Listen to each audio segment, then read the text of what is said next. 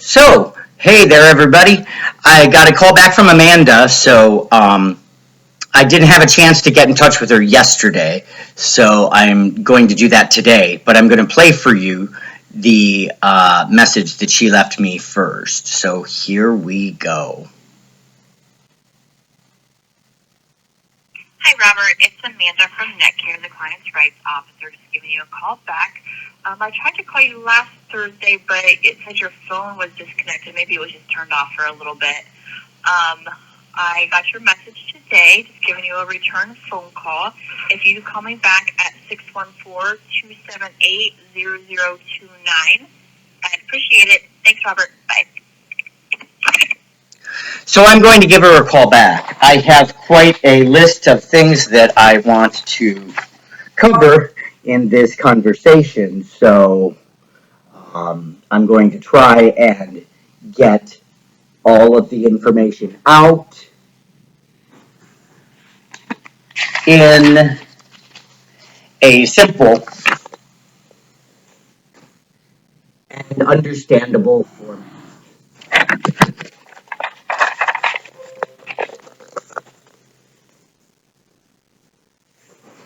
So, here we go.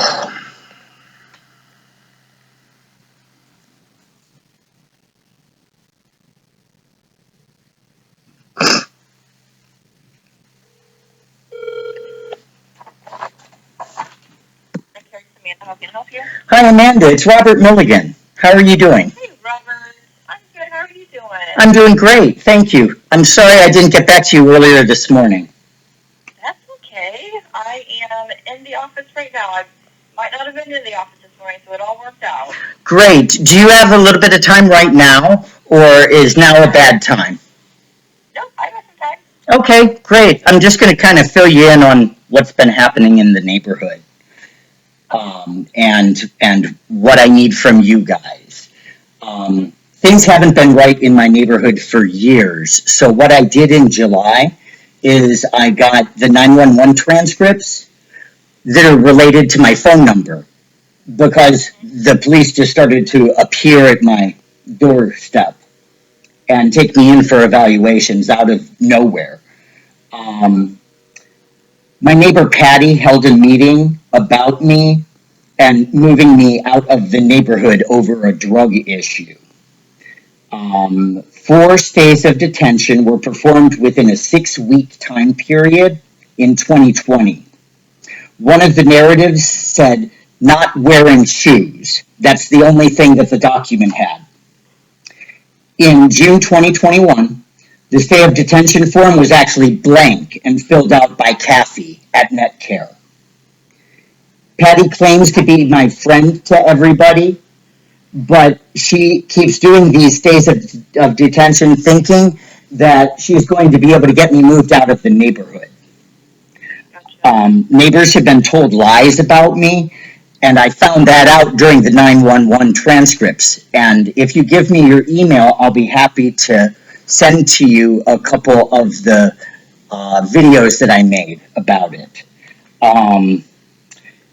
Some of the lies, though, are lies about my arrest record, lies about me doing pot, because all of the lab results from the stays of detention and evaluations will show that I'm negative for marijuana use. There were lies spread in the neighborhood about me doing opioids, and my neighbor was told that I met with the FBI in Washington, D.C., and that never happened. The problem is Patty believes that these people are from the government, and they're not. So I've tried to tell Patty over the last 6 months. And I've tried to report to the police through the Internal Affairs Bureau, talking with community officers, and even emailing the chief of police to try and simply report the crimes that have been happening in the neighborhood. So that's pretty much what's going on. Okay. I'm very sorry to hear that you're having all these issues with your neighbor. Me, Very frustrating. me too. It is extremely frustrating. And a lot of it has to do with the fact that she just has been misinformed. If the government were to have come and visited her, they would not be telling lies about me. You know what I mean? If the government were to appear on her doorstep, they would tell the truth about what was going on over here. So she's of the belief and understanding that they are real. And it's created this huge problem in my life. So I'm trying to get that resolved. Can we help you? Well, I know that on the last day of detention, you had indicated that you received an email from a, quote, friend. And I need to know that email address to find out. I cannot give you that email address because it's anonymous. No, it's not. Because the person that filled it out, I think it was Allison, Ashley Nichols. It states that she received an email. So she does have an email address. Yes, we have that. Yes, that is correct. Yes, But I need that. I cannot provide you that information. Can I fill out a FOIA, Freedom of Information Act, and get it from you that way? You can request a copy of your records.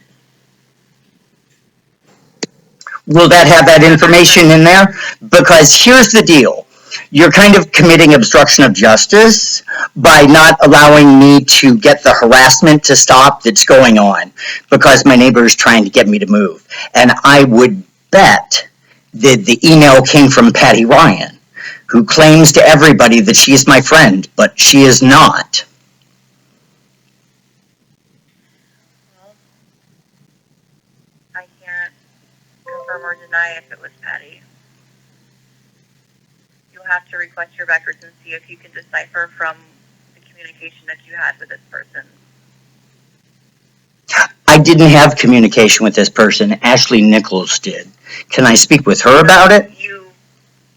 No, she's not here today.